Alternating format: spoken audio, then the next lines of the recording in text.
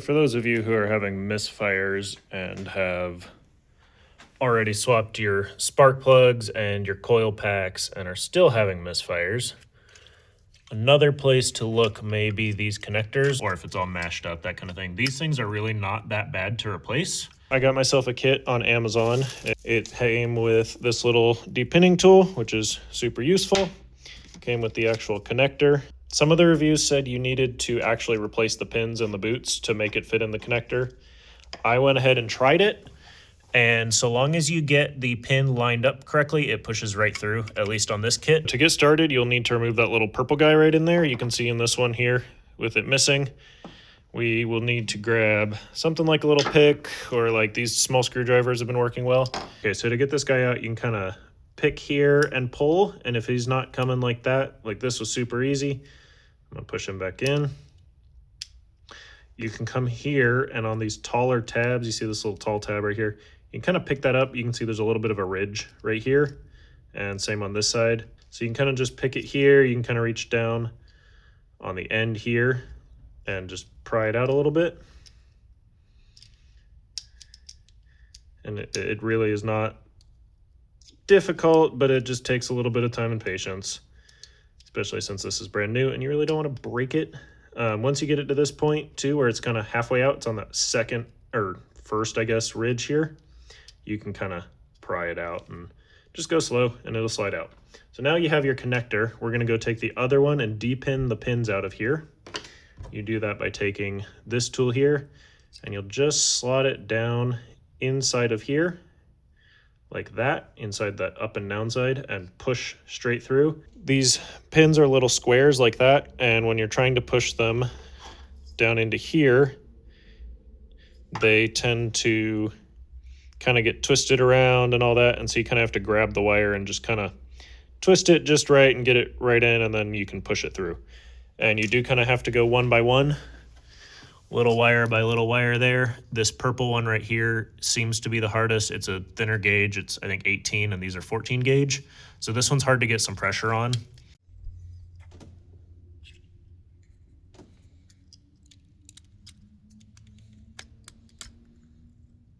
And kind of just feel it as it kind of goes in, and then twist it a little and kind of wiggle the tool around. You're probably not going to have your connector in kind of the best shape as you pop it back out, depending on how careful you are. I am almost definitely not doing the best job. This is the 10th time I've used this tool. But also my connectors are super brittle,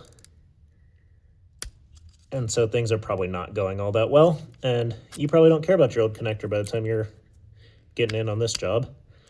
So you're gonna pop that guy, and you can kind of push here and pull on the back wire. You can kind of see them slotting back as I go. Do be careful with the wiring harness, because if these are brittle, your wires are almost definitely pretty brittle. So you're really gonna wanna be kind of just gentle with everything. Pull gently, take your time. And there goes a piece. So every one of my connectors, you can see, has had this front piece fall out of it. It looks like they're breaking off. I don't know if that's because of how I'm using the depinning tool, or if all of mine are so brittle that by the time I'm pulling these wires out, they're just breaking. Make sure you take note of what the wire order is, just in case things get mixed around. Something else I want to note, and I cannot confirm that this is 100% correct, but it seems like generally it's running for the wiring brown, green, purple, brown, red, green on this one, I believe this one as well, but for some reason not this one. This one seems to be a little bit different. I think it's a light blue here. So we're gonna grab our connector here, and this part is gonna be a bit of a pain. I'm gonna have a hard time showing you because I'm gonna need both hands, and it's best viewed from the top down. But you are basically gonna take this end where it's numbered, and you're just gonna slowly, one by one, slot each wire in. Try and do your best to keep these facing the same way. They're gonna twist a little bit as you put them in.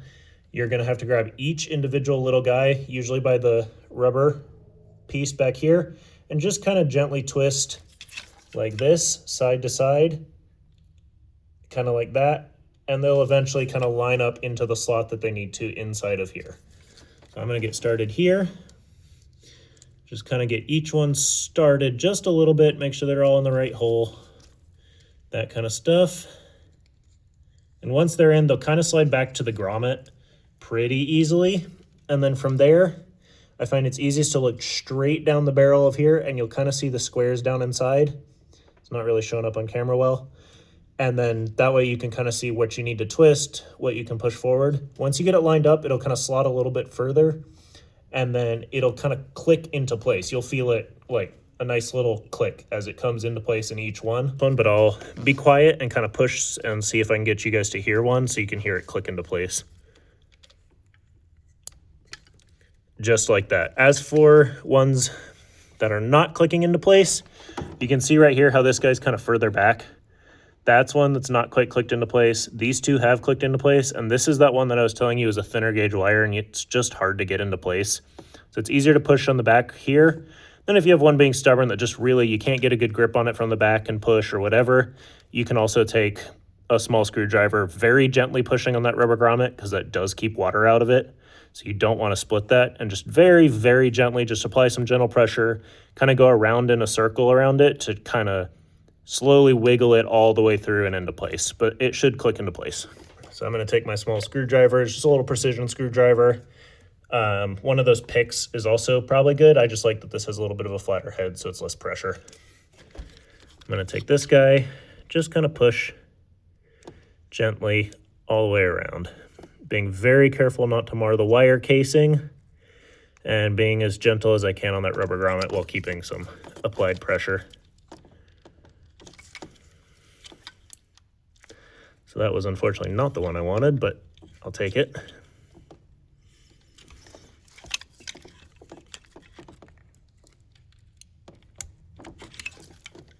Alrighty, so that is what that connector looks like when it's all thoroughly clicked into place. Once you get these wires cut in, you're going to want to make sure you get this purple piece back in place, or else they will be able to back out of that connector. So you'll just come into this side hole here, just kind of slot it in. It may go in kind of easily like mine, and then it'll probably catch on that first bump, and you'll want to get something on the side just to kind of push it in a little bit. So that's that first click. Let's see if I can get it with my thumbnail and get that right into place and make sure that it is closed nice and tightly on those ends there. I have been taking a screwdriver and just kind of gently pushing right down on this side, right down on here, just making sure they're kind of tight around that end of the connector since it's only attached right there. And then there you go. That is a finished connector right there. So when putting this wiring bracket back onto the spark plug coil pack harness, you are going to want to make sure you get this bottom one. You just kind of slide it under this way. Make sure you get everything lined up in place. These have little slots down in here that kind of, they sit in this little ridge here, just kind of slots down inside. Kind of hold them in place. You'll feel it kind of grabs. Get each one seated. Now that I have done it, I did kind of go that front to back, but what I ended up doing was going from clipping it in, making sure this was butted all the way up against. I thought it sat out a little bit, it doesn't. And then clip, I went side, this guy, and then made sure that guy was down, and then this kind of basically snapped itself into place, and then it did the same thing, just kind of left to right, front to back on each one, left, right, front, back, and some things kind of, especially once I had this front two in, these kind of clip themselves into place. But yeah, so there you go. That's all that installed. Make sure you clip everything back into place. Obviously give it a test run, give it a good drive, give it lots of throttle up and down once it's got some heat in it. That way you can make sure you're not getting any more misfires, hopefully. And hope you enjoyed. If you did, please leave a like.